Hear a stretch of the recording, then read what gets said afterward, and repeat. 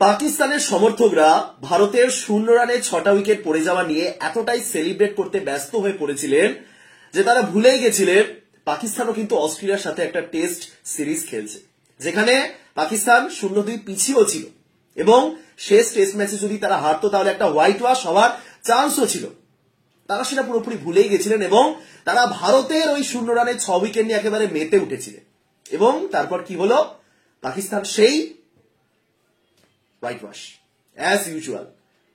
মানে অস্ট্রেলিয়া পাকিস্তান এই দুটো দল অস্ট্রেলিয়া মাঠে ম্যাচ খেলছে, টেস্ট ম্যাচ খেলছে, সেখানে পাকিস্তান জিতে ফিরছে, এই জিনিস হয়তো এই জন্মে দেখাই যাবে না, এরকম একটা ব্যাপার। যাই হোক, ভারত, আমি মানছি ভারত 36 রানে অল আউট হয়েছে, ভারত 0 রানে 6টা উইকেট হারিয়েছে, কিন্তু তারা তারপরে সেনা কান্ট্রি থেকে ভালো ফলাফল নিয়ে ফিরেছে, তারা অস্ট্রেলিয়ার মাটি থেকে সিরিজ জিতে ফিরেছে। সেই জিনিসটা কিন্তু এই যে অনেক পোস্ট বা অনেক ট্রোল আমি দেখছিলাম বিগত কয়েকদিন ধরে, ইভেন পাকিস্তানের সমর্থকরাই বলছিলেন, তারা পাকিস্তানকে ট্রোল করেই বলছিলেন যে পাকিস্তানও ভারতের মতো হওয়ার চেষ্টা করছে, তারাও কম রানে অল আউট হয়ে যাচ্ছে, কিন্তু কামব্যাকটাও ভারতের মতো হোক, তবেই না আসল লড়াই, তাই না? যাই হোক, পাকিস্তান এবং অস্ট্রেলিয়ার মধ্যে সিরিজ শেষ হলো। গোটা সিরিজ জুড়ে আমি কোনো ভিডিও বানাইনি, তো ভাবলাম যে অল ওভার একটা রিভিউ বা একটা আলোচনা করা যাক সিরিজটা নিয়ে, ঠিক আছে? বিশ্বকাপ শুরু হওয়ার আগে আমি একটা পোস্ট করেছিলাম আমার ফেসবুক পেজে, যেখানে আমি লিখেছিলাম যে ভারত এবং পাকিস্তানের মধ্যে একটা টেস্ট ম্যাচ দেখার জন্য আমি খুব আগ্রহী। ভারত এবং পাকিস্তানের মধ্যে বর্তমানে প্রচুর ম্যাচ হয়, এশিয়া কাপে বলুন, বিশ্বকাপে বলুন, কিন্তু ম্যাক্সিমাম ম্যাচগুলো একঘেয়ে টাইপের হয়ে গেছে। ওই গ্রুপ লিগে ম্যাচ হয়, প্রত্যেকটা টুর্নামেন্টে ভারত পাকিস্তানকে একই রূপে ফেলে দেওয়া হয়, তারপরে নকআউট ম্যাচে তো মুখোমুখি হয়ই না ভারত পাকিস্তান, যে ম্যাচগুলো হয় সেগুলো এক পেশে ম্যাচ হয়, কখনো ভারত একেবারে উড়িয়ে দেয় পাকিস্তানকে, কখনো পাকিস্তান উড়িয়ে দেয়। সেই একঘেয়েমিটা কাটানো দরকার এবং সেটা কাটানোর একমাত্র উপায় একটা ভারত এবং পাকিস্তানের মধ্যে টেস্ট ম্যাচ বা টেস্ট সিরিজ তো সম্ভব নয়, টেস্ট ম্যাচ, এবং একমাত্র উপায় হলো WTC ফাইনাল, তাই তো? ভারত পাকিস্তানের মধ্যে যেহেতু টেস্ট সিরিজ হওয়া সম্ভব নয়, তাই একমাত্র WTC ফাইনালেই ভারত এবং পাকিস্তান পরস্পরের মুখোমুখি হতে পারে। এবং সেটাই আমি লিখেছিলাম পোস্টে যে একটা Bharat Pakistan match, test match দেখতে চাই, কিন্তু সেটা মনে হয় এবারও হবে না, কারণ 3খানা ম্যাচ হেরে পাকিস্তান অনেক পিছনে চলে গেছে WTC সার্কেল, এবং হয়তো এবারও ফাইনালে তারা পৌঁছাতে পারবে না, যদিও বা ভারত শেষমেশ পৌঁছে যায়, পাকিস্তানের পক্ষে সেটা কিন্তু সম্ভব না। যাই হোক, তাহলে গোটা সিরিজ জুড়ে কি হলো, পাকিস্তান এবং অস্ট্রেলিয়ার মধ্যে গোটা সিরিজ জুড়ে কি হলো? দেখুন, পাকিস্তান হয়তো হোয়াইট ওয়াশ হয়েছে, হয়তো তারা একটা ম্যাচ জিততে পারেনি, কিন্তু গোটা সিরিজ থেকে তারা পজিটিভ জিনিস, কিছু না কিছু পজিটিভ জিনিস নিয়ে ফিরছে, সবটাই নেগেটিভ কিন্তু নয়। 3খানা পজিটিভ জিনিসের কথা যদি আমি বলি, 1 নম্বর অবশ্যই আমির জামাল, 2 নম্বর সান মাসুদের ক্যাপ্টেন্সি, এবং 3 নম্বর হলেন মোহাম্মদ রিজওয়ান। পাকিস্তান তাদের এই সিরিজ থেকে এই 3টে পজিটিভ জিনিস নিয়ে ফিরছে। এবং যদি সবচেয়ে বেশি নেগেটিভ কিছু থেকে থাকে গোটা সিরিজ জুড়ে পাকিস্তানের ক্ষেত্রে, সেটা ফিল্ডিং নয়, ফিল্ডিং তো অবশ্যই একটা বড় চিন্তার কারণ, তবে সবচেয়ে নেগেটিভ জিনিস হলো বাবর আজমের অসহায় পরিস্থিতি। এই সিরিজে বাবর আজমকে দেখে বিশ্বাস করুন ট্রোল করতে ইচ্ছেও করছে না। ট্রোল করার মতো লোক রয়েছেন, ট্রোল করা পাবলিক রয়েছেন, ভারত পাকিস্তান সাপোর্টারদের মধ্যে ট্রোল হবে না সেটা তো হয় না, কিন্তু বাবর আজমের তার মুখটা দেখে, তার পরিস্থিতি দেখে, তার ফিটনেস দেখে, তার রান দেখে তাকে ট্রোল করতে ইচ্ছে করছে না। মানে বাবর আজম বর্তমানে এমন একটা সিচুয়েশনের মধ্যে দিয়ে যাচ্ছেন, কোন ক্রিকেটারই যেন এই সিচুয়েশনের মধ্যে দিয়ে না যান, এটুকুনি বলতে পারে। মানে সত্যি কথা বলতে বাবর আজমের দোষ নেই কোনো। বাবর আজমের কি দোষ? বাবর আজম যথেষ্ট হাম্বল ক্রিকেটার, মানে এমন তো কখনো বাবর আজম কিছু করেনি যে তাকে তার আচরণের জন্য ট্রোল করা হবে, কখনোই নয়। বরং তার সমর্থকরা তাকে এমন জায়গায় নিয়ে গেছেন, এত উচ্চতায় নিয়ে গেছেন, যেখান থেকে যদি একটা ব্যাড প্যাচও আসে তাহলেও কিন্তু বাবর আজমকে চূড়ান্ত সমালোচনার শিকার হতে হবে, এবং সেটাই হচ্ছে। কিন্তু অত সহজ নয় ব্যাড প্যাচ কাটিয়ে আবারও সে আগের ফর্মে ফিরে আসা। জানি না বাবর আজমের ক্ষেত্রে ভবিষ্যতে কি হবে, বাট অন্য কোনো ক্রিকেটারের ক্ষেত্রে যেন এমনটা না হয় সেটা কিন্তু পাকিস্তানি সমর্থকদেরই দেখতে হবে, কারণ ইতিমধ্যে শুরু হয়ে গেছে, আমির জামালকে নিয়ে আবারও হাইপ তোলা শুরু হয়ে গেছে। যাই হোক, যেটা বললাম, পাকিস্তানের এই সিরিজের 3খানা পজিটিভ জিনিস, প্রথমত আমির জামাল, দ্বিতীয়ত সান মাসুদের ক্যাপ্টেন্সি, এবং তৃতীয়ত মোহাম্মদ রিজওয়ান। আমির জামালকে দিয়ে শুরু করি। গোটা সিরিজে আমির জামালকে দেখে আসলেই ভালো লেগেছে।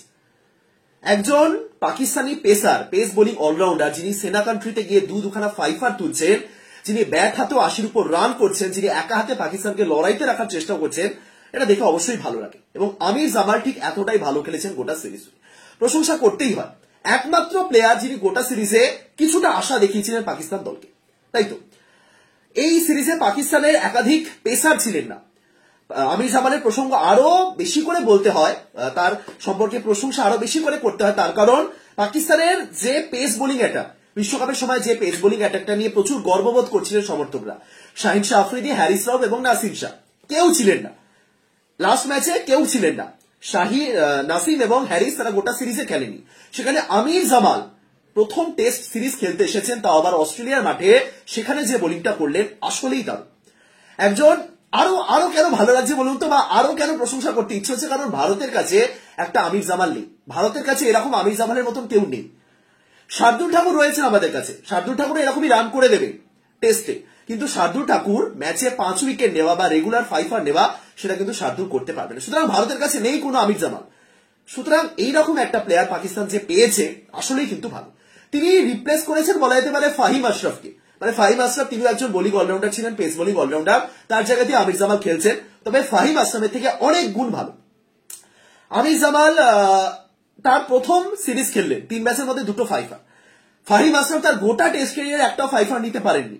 বুঝতে পারছেন তাহলে আমির জামাল কতটা ভালো রিপ্লেসমেন্ট হতে পারেন ফাহিম আশরাফের, যিনি সুযোগ পেয়েছিলেন এর আগে রেগুলার। সুতরাং এরকম একজন পেস বোলারকে ধরে রাখতে হবে। ব্যাট হাতে এই শেষ টেস্ট ম্যাচে তিনি যে ব্যাটিংটা করেছিলেন আসলেই দুর্দান্ত। মানে 82 রানের যে ইনিংসটা খেলেছিলেন তিনি অস্ট্রেলিয়ার বিপক্ষে, একা লড়ে গেলেন, তার পার্টনারকে জাস্ট ধরে রাখতে বলেন এবং নিজে তিনি একা ব্যাটিং করে গেলেন, নিজে দলের রানটাকে 300 পার করলেন। পাকিস্তান প্রথম ইনিংসে লিডটাও নিল। ব্যাট হাতে যথেষ্ট ভালো খেলেছেন, বল হাতে তো অবশ্যই ভালো বোলিং করেছেন। সুতরাং আমির জামাল ভবিষ্যতে পাকিস্তানের বড় ভরসা হয়ে উঠতে পারেন। তার একেবারে তরুণ ক্রিকেটার এমন নয়, নবাগত নন, এসেছেন অনেকদিন হলো। সুতরাং দেখা যাক। তবে আবার ওই একটাই কথা বলবো, পাকিস্তানের সমর্থকরা যেভাবে হাইপ ক্রিয়েট করেন এক একটা প্লেয়ারকে নিয়ে, সেটা যেন না হয়, কারণ ইতিমধ্যে শুরু হয়ে গেছে। এই বাবার আজমকে নিয়ে হাইপ তো ক্রিয়েট করা হয়েছে, আমি সেটা বাদই দিলাম। বিশ্বকাপের ম্যাচে আব্দুল্লাহ শফিক যে সেঞ্চুরিটা করেছিলেন, মেবি শ্রীলঙ্কার বিপক্ষে ছিল, সেই ম্যাচটার পর আমি দেখেছিলাম যে পাকিস্তানের সমর্থকরাই আব্দুল্লাহ শফিকের কভার ড্রাইভের সাথে বিরাট কোহলির কভার ড্রাইভের তুলনা করছে। তারা এরকম পোস্ট করছেন যে আব্দুল্লাহ শফিকের কভার ড্রাইভ বিরাটের চেয়েও ভালো। মানে এরকম হাইপ ক্রিয়েট করেন তারা প্লেয়ারদের নিয়ে। এবং সেই আব্দুল্লাহ শফিক এই সিরিজে কি প্রদর্শন করেছেন আপনারা বলুন? এই সিরিজে কি প্রদর্শন করেছেন আব্দুল্লাহ শফিক? কত রান করেছেন? সুতরাং এই হাইপ ক্রিয়েট করাগুলো বন্ধ হোক, দ্যাটস ইট। আমির জামালের ক্ষেত্রেও সেম জিনিসটা শুরু হয়ে গেছে। আমি লিটারেলি দেখলাম অনেক জায়গাতে সিরিয়াসলি আমির জামালের সাথে জ্যাক কালিসের তুলনা করা হচ্ছে। বুঝতে পারছেন? জ্যাক কালিস বলা হচ্ছে যে ফিউচার জ্যাক কালিস। আরে জাস্ট 3টে ম্যাচ খেলেছেন আমির জামাল টেস্টে, জ্যাক কালিসের সাথে তুলনা। মানে হাইপ ক্রিয়েট করে করে এক একটা প্লেয়ারকে শেষ করে দেওয়া হয় বেশিরভাগ ক্ষেত্রে। এই জিনিসগুলো করা বন্ধ হোক। আমির জামাল অবশ্যই talented, but Jacques Kallis direct Jacques কালিসে চলে গেল। আগে আব্দুল রাজ্জাকের মতন আমির জামাল প্রদর্শন করুন, আব্দুল রাজ্জাকের মতন নিয়মিতভাবে বোলিং করুন, ব্যাটিংটা করুন, উইকেট তুলুন, রান করুন, তারপরে তো জ্যাক কালিস আসবে। বা যাই হোক, আমির জামালের প্রশংসা অবশ্যই করতে হয়। জেনুইন ট্যালেন্ট, তিনি অবশ্যই ভালো খেলেছেন। এবার দেখা যাক, এরপরে তো পাকিস্তানে আসবে, সেখানে তো পিচ বুঝতেই পারছেন, সেখানে এবার কেমন খেলেন। কারণ এই নওয়াজ বলুন বা সাদাব বলুন, অলরাউন্ডার হিসেবে অনেকগুলো পাকিস্তান সুযোগ দিয়েছে, অনেক প্লেয়ারদের সুযোগ দিয়েছে। সেই জায়গাতে দাঁড়িয়ে আমির জামাল 3 ফরম্যাটেই 7 নম্বর বা 8 নম্বরে খুব ভালো অপশন হতে পারে। সুতরাং আমির জামাল নিঃসন্দেহে একটা বড় তারকা হয়ে উঠতে পারেন ভবিষ্যতে, দেখা যাবে। দ্বিতীয়ত আমি সেটা বললাম শান মাসুদের ক্যাপ্টেন্সি। শান মাসুদের ক্যাপ্টেন্সির প্রসঙ্গে আসার আগে, যেহেতু বাবর আজম পুরনো অধিনায়ক ছিলেন পাকিস্তানের, বাবর আজমের ক্যাপ্টেন্সি ব্যাপারটা একটু টেনে আনি, কারণ সবাই টেনে আনছে, তাই আমাকেও টেনে আনতে হচ্ছে। শান মাসুদ গোটা সিরিজ জুড়ে ভালো ক্যাপ্টেন্সি করেছে, প্রশংসা পেয়েছেন, ইভেন অস্ট্রেলিয়ার ক্রিটিক্সদেরও প্রশংসা পেয়েছে। কিন্তু যখন পাকিস্তানের মানুষজন শান মাসুদের ক্যাপ্টেন্সি নিয়ে কথা বলছে, তখন তারা বাবর আজমের ক্যাপ্টেন্সিকে টেনে আনছে। শান মাসুদ কতটা ভালো ক্যাপ্টেন্সি করেছেন সেটা নিয়ে যতটা আলোচনা হচ্ছে, তার চেয়ে বেশি আলোচনা হচ্ছে বাবর আজম শান মাসুদের জায়গায় থাকলে কতটা ভালো ক্যাপ্টেন্সি করতে পারতেন, বা বাবর আজম কিরকম ফিল্ডিং সেট করতে পারতেন, শান মাসুদ কিরকম অ্যাগ্রেসিভ ক্যাপ্টেন্সি করছেন, বাবর থাকলে কিরকম করতে পারতেন। এই জিনিসগুলো কি দরকার? বাবর আজম তিনি আর ফিরবেন না ক্যাপ্টেন হিসেবে, এখন শান মাসুদই থাকবেন টেস্টে ক্যাপ্টেন। সুতরাং বাবর আজম কি করতে পারতেন, বাবর থাকলে কি হতো কি না হতো, সেগুলো টেনে আনার কি দরকার আছে? অবশ্যই শান মাসুদ ভালো খেলছেন, কিন্তু বাবর আজমের প্রসঙ্গটা আসছে কেন? সমর্থকরা এই জিনিসগুলো ভুল করে। অনেকেই বলবেন ক্রিকেটার সমর্থক তারা পুরোপুরি আলাদা, কিন্তু কিছু ক্ষেত্রে এই জিনিসগুলো প্রভাব পড়ে। বাবর আজম জলজ্যান্ত উদাহরণ। 2019 থেকে 2020-21 ওই সময়টা যেভাবে বাবর আজম খেলেছিলেন, 21 সালের পর থেকে বাবরের প্রদর্শন দেখুন, এবং ওই 2 বছরে 19 থেকে 21-এ বাবর আজমকে নিয়ে কিরকম হাইপ ক্রিয়েট করা হয়েছিল সেটা জাস্ট দেখুন। সুতরাং শান মাসুদ ক্যাপ্টেন্সি করছেন, কিন্তু বাবর আজমের সাথে তুলনাটা কি দরকার? বাবর আজম এই জায়গাতে থাকলে আরো বেটার ক্যাপ্টেন্সি করতেন, আমির জামালকে আরো আগে বোলিং করতে আনতেন। যাই হোক, তবে শান মাসুদ আসলেই ভালো ক্যাপ্টেন্সি করেছেন, এটা তো মানতেই হচ্ছে।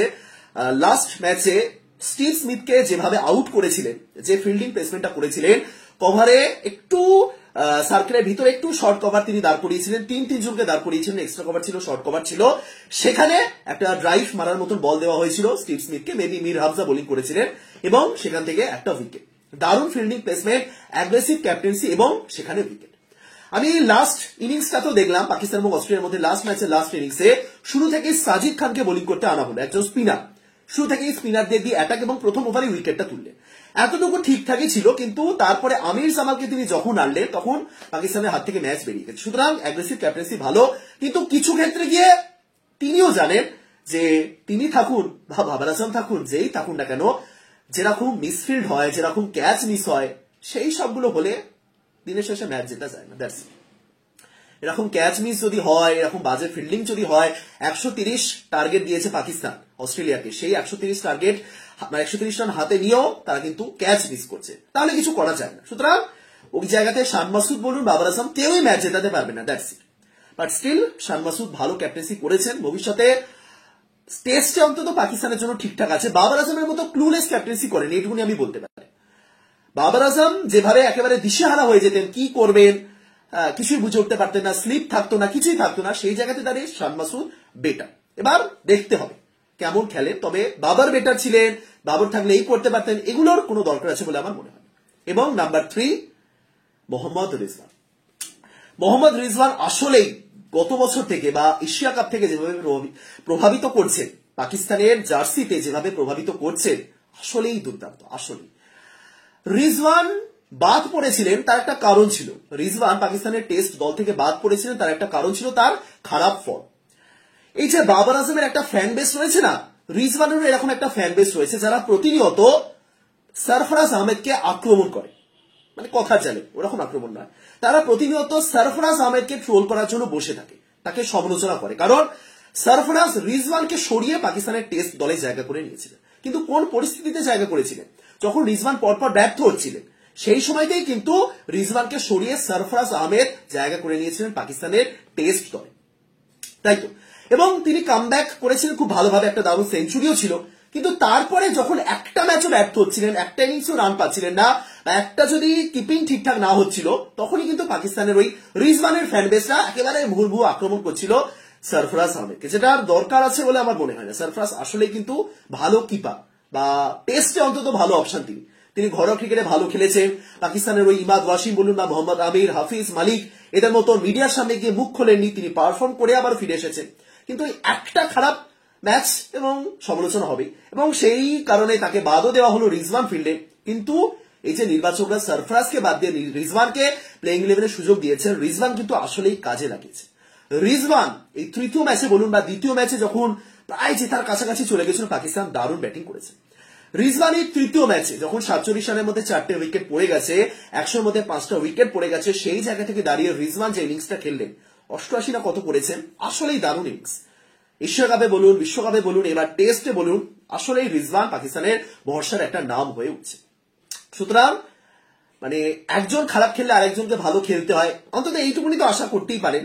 সেই জায়গাতে বাবর আজম যতটা খারাপ খেলছেন, রিজওয়ান কিন্তু ততটাই ভালো খেলছেন। সুতরাং দেখা যাক রিজওয়ান ফিউচারে কত দূরে এগোতে পারেন। তবে সরফরাজের রিপ্লেসমেন্ট রিজওয়ান কতটা ভালো হবেন আমি জানি না, কিন্তু এই মুহূর্তে রিজওয়ান টেস্ট দলেও কিন্তু যথেষ্ট ভালো খেলছেন। সুতরাং এই 3টে পজিটিভ, শান মাসুদের ক্যাপ্টেন্সি, আমির জামাল একটা নতুন তারকা পাকিস্তানের, এবং তার সাথে মোহাম্মদ রিজওয়ানের টেস্ট ম্যাচও ভরসা, 3টে পজিটিভ পয়েন্ট গোটা সিরিজে পাকিস্তানের। হোয়াইট ওয়াশ তারা হয়েছে, কিন্তু সেখান থেকেও কিছু পজিটিভ জিনিস নিয়ে তারা ফিরছে। এবং যেটা বললাম সবচেয়ে নেগেটিভ জিনিস, বাবর আজম, অসহায় বাবর আজম, একদম কোট আনকোট লিখতে হয়, অসহায় বাবর আজম। বাবর আজম অনেকেই সিরিজ শুরু হওয়ার আগেই বলছিলেন যে বাবর আজম একটু বেশি ওজন বাড়িয়ে ফেলেছেন, তাকে দেখে সেরকম ফিট মনে হচ্ছে, একটু বেশি ওজন বাড়িয়ে ফেলেছেন। সে বিশ্বকাপের ব্যর্থতা বলুন বা অধিনায়কত্ব হারানোর শোক, আমি জানি না কি, কিন্তু ওজন বাড়িয়ে ফেলেছেন। সেই ফিটনেসের উপর তিনি কিন্তু কাজ করছেন না। বাবর এবং ইমাম দুজনের ক্ষেত্রে বলা হচ্ছিল, ইমামের কথা আমি বাদ দিলাম, বাবর সেটাই বলি। অনেকে বলছিলেন যে এবার একটা নতুন বাবর আজমকে আমরা দেখতে পাবো, 2024 আসছে, একটা নতুন বাবর আজম আসছেন, শুধুমাত্র ব্যাটার বাবর আজমকে আমরা দেখবো, পুরোপুরি বদলে ফেলবেন তিনি নিজেকে। এবং আসলেই আমিও তাই সেই অপেক্ষাতে ছিলাম। ক্রিকেট প্রেমী হিসাবে যখন কোনো প্লেয়ার ভালো খেলে, সেই প্লেয়ারটা যখন ব্যাট প্যাচের মধ্যে দিয়ে যায়, তখন সেই প্লেয়ারটার কামব্যাক দেখার জন্য আমরা সবাই অপেক্ষা করি। আমি আবারও বলছি, বাবর আজমের কোনো দোষ নেই। বাবর আজম আজ পর্যন্ত এমন কিছুই করেনি যার জন্য তাকে হেট করা হবে।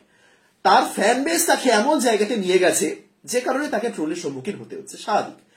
আজ যদি র্যান্ডম একজন প্লেয়ারকে বিরাট কোহলির সাথে তুলনা করা হয় এবং তারা যদি বলে যে বিরাট কোহলির চেয়ে সেই প্লেয়ারটা ভালো, বিরাট কোহলি আর খেলতে পারবে না, তার জায়গায় নতুন কিং চলে এসেছে, সেই প্লেয়ারটার ব্যাট প্যাচ আসলে তাকে নিয়ে ট্রোল করা হবে।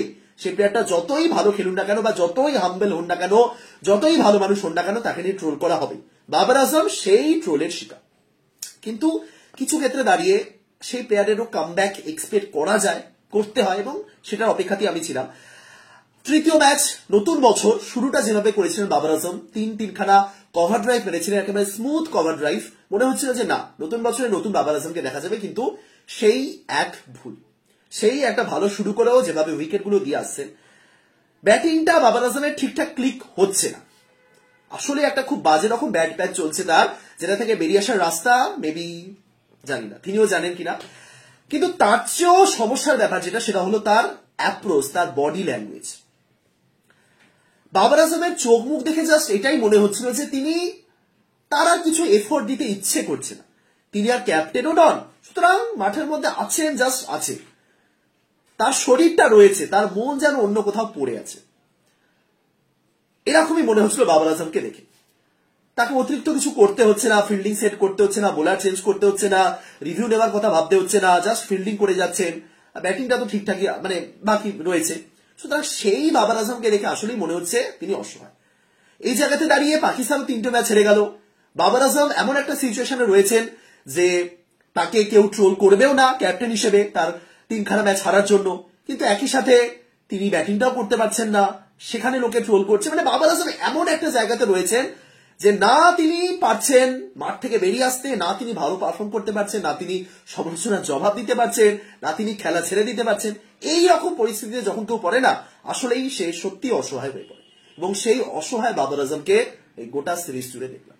ফিল্ডিং এর সময়তে আসলেই দেখা যাচ্ছিল যে এই বাবর আজম, সুতরাং আমি জানি না বাবর আজম কিভাবে ফর্মে আসবেন। ট্রোল করে তো বলা হচ্ছে চলো একটা জিম্বাবুয়ে নেপালের সঙ্গে সিরিজ লাগিয়ে দাও, যদি সেটাতেই বাবর আজমের ফর্ম আসে তাই লাগানো হোক, সমস্যা তো কিছু নেই, তাই না?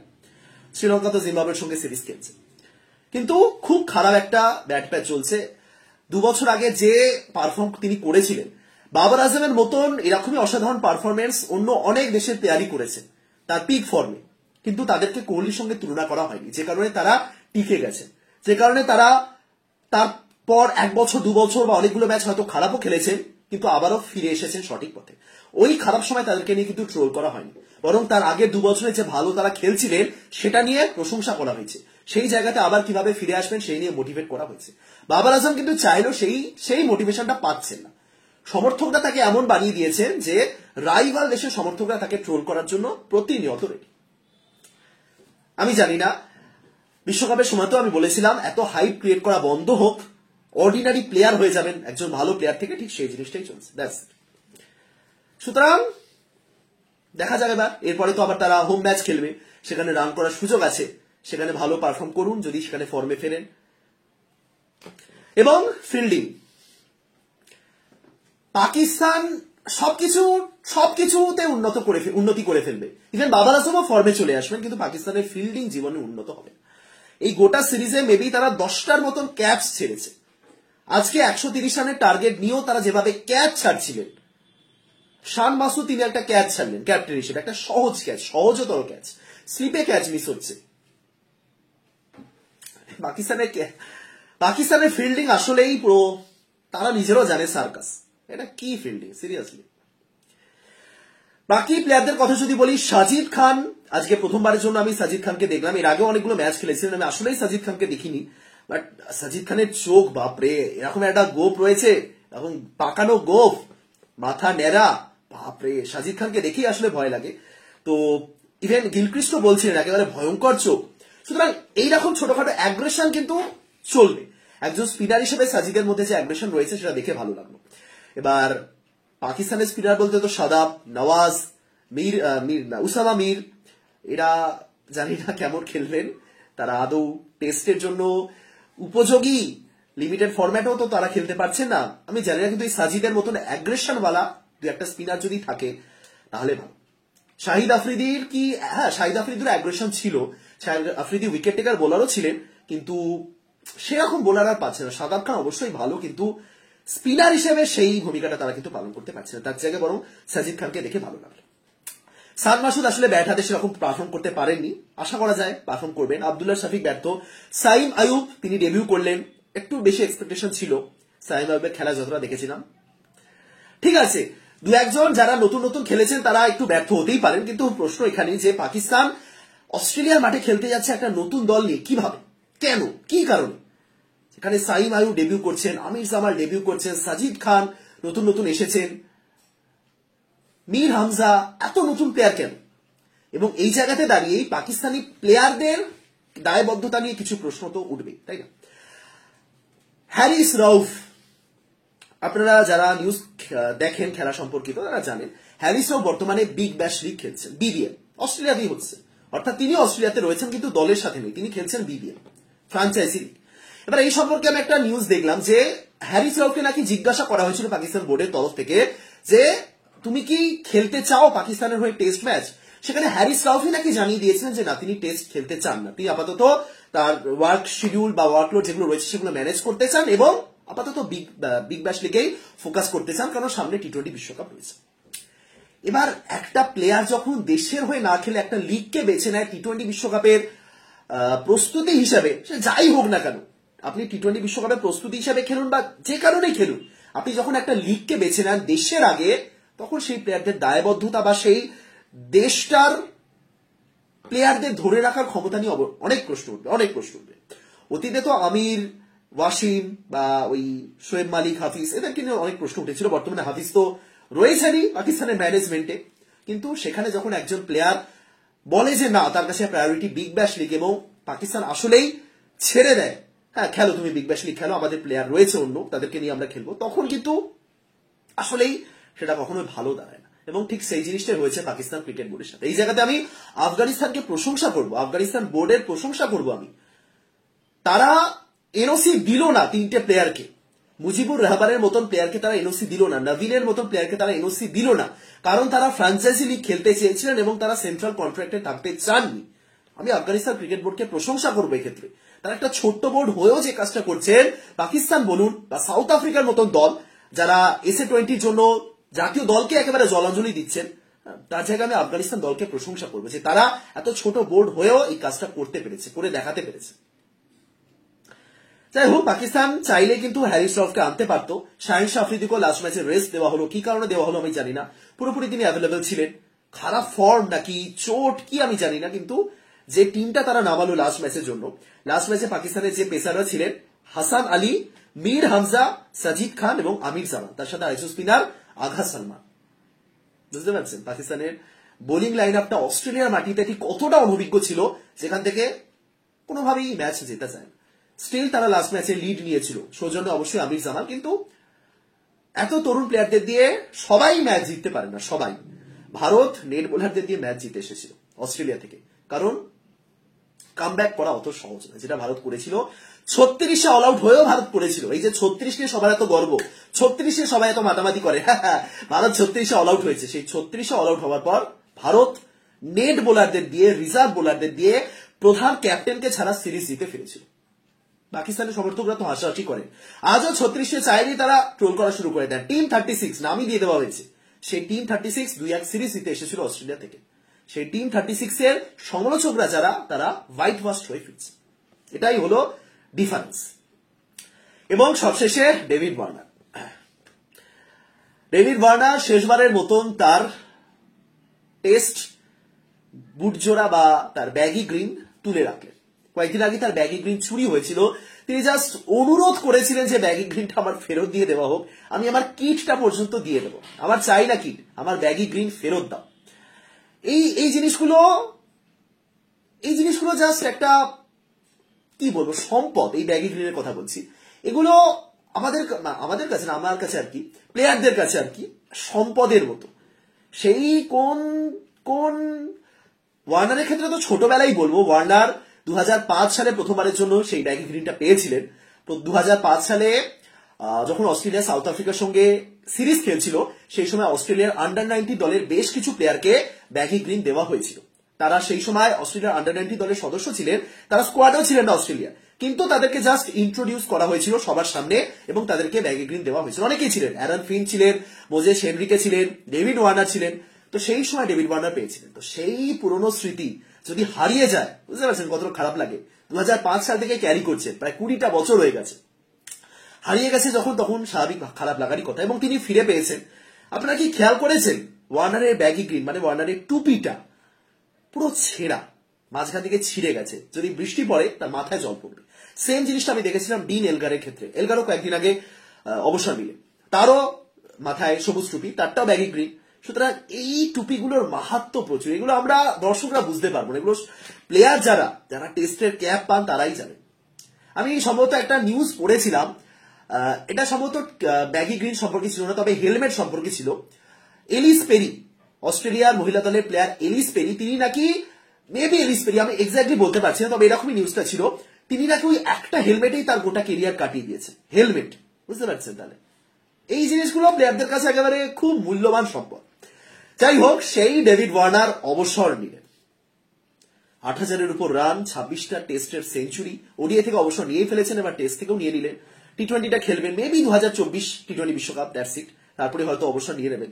তবে একটা লেজেন্ডারি কেরিয়ার শেষ হলো ডেভিড ওয়ার্নার, অসাধারণ যেভাবে খেলে গেছেন এত বছর ধরে।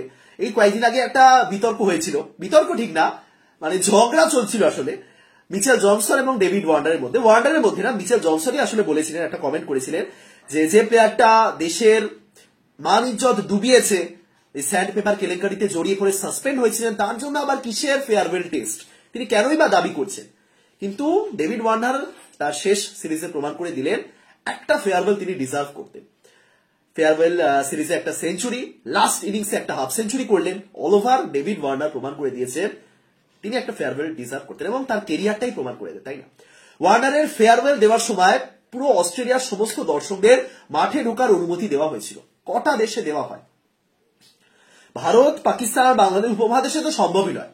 উপমহাদেশে তো আমরা মানে যে বেড়াটা থাকে, যে কি বলে ওগুলোকে, মানে ওই যে বেড়া দিয়ে ঢেকে রাখা হয় ওই জায়গাটা, মানে মাঠ থেকে যাতে কেউ ঢুকতে না পারেন, মাঠের বাইরে থেকে মাঠে ঢুকতে না পারেন, তো টোপকে ঢুকে পড়েন প্লেয়াররা, সেলফি তুলবেন প্লেয়ারদের সঙ্গে। এই জিনিসটা কিন্তু সেনা কান্ট্রিতে নেই।